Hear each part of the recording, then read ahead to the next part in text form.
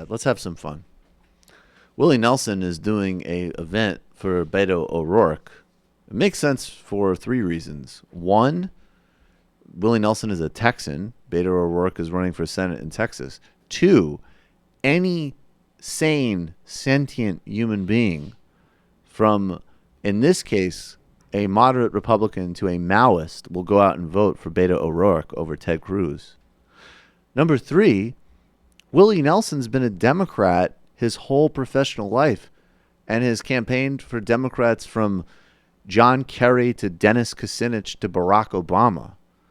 But there's some idiots out there who think that a dope, cool, aging hippie who puts out awesome music, loves weed, and cares about justice and farmers would somehow support Ted Cruz?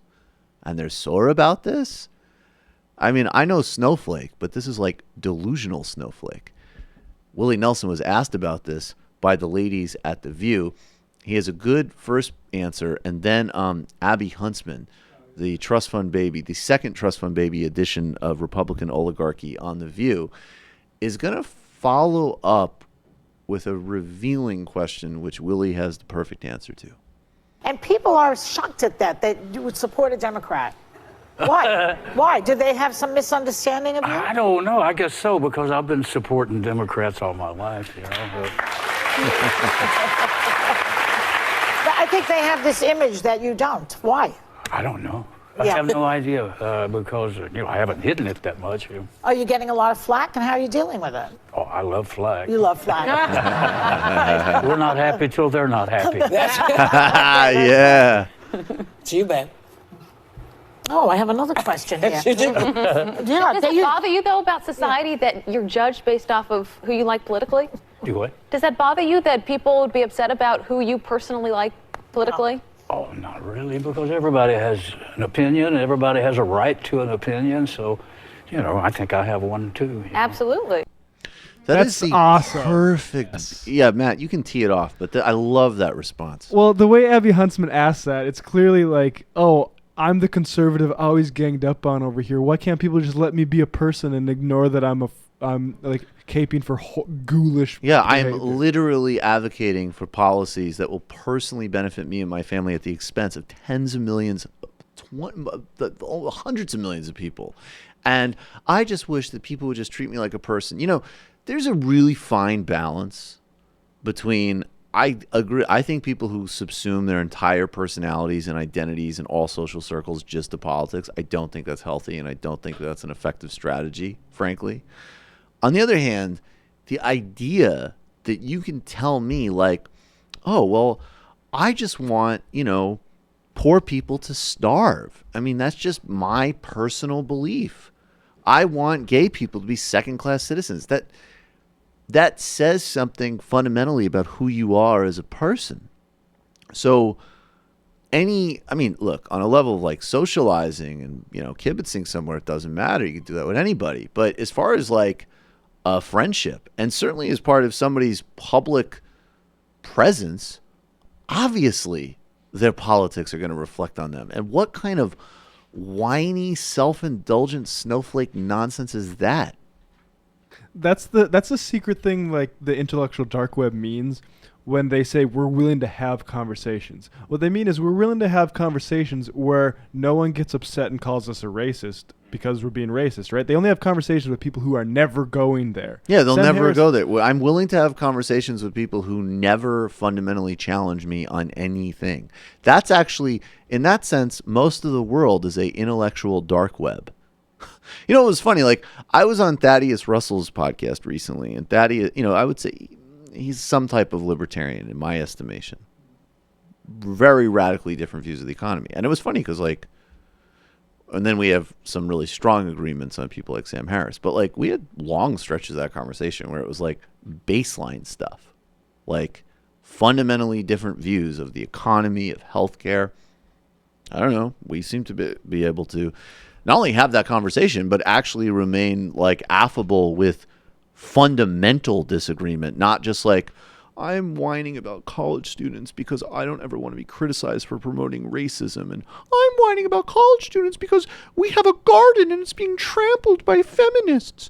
And we both come from different places, but we agree about the practical thing about endlessly catastrophizing and bitching about college students, which is what those conversations are. They come from different epistemic points that are frankly pretty irrelevant, and then conclude on all of the same points always, which is that college students and the left and free speech and blah, blah, blah, jerk off motion. Yep. And this emphasis on politeness and manners in the conversation is, obviously disingenuous, because they do not mean to extend it to people on the left. Never. But they're such a bunch of little fucking hand raisers their whole entire lives that it's not enough for them to have freedom of speech on their own platforms. They want their views to be mainstream. Bari Weiss wants her views to be accepted as legitimate and mainstream by the gatekeepers of the media and the discourse that she grew up respecting. And she wants us to be illegitimate.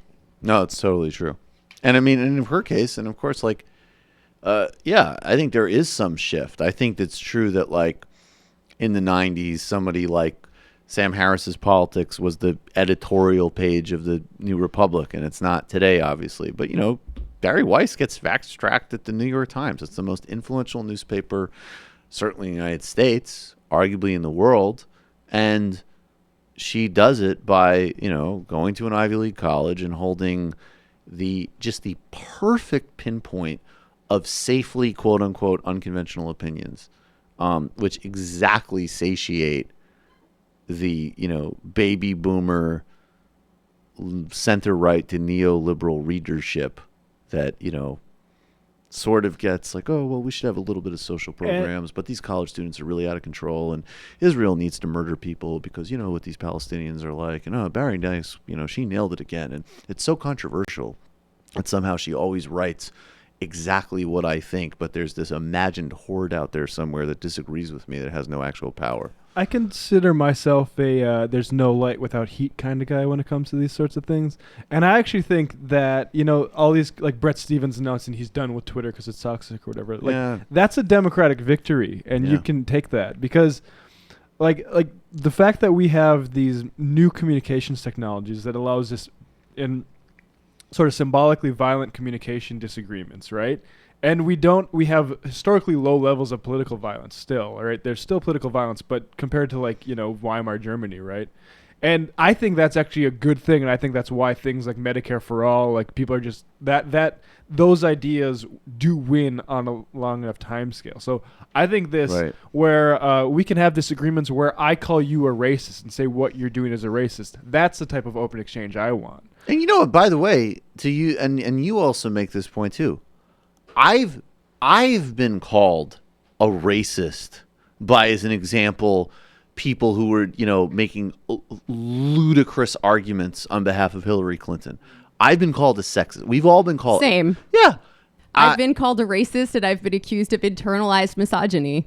And I don't agree with what it's like I said, I was on a panel once with a Republican, and it was during the 2016 primary when this was relevant. I really don't want to relitigate this stuff.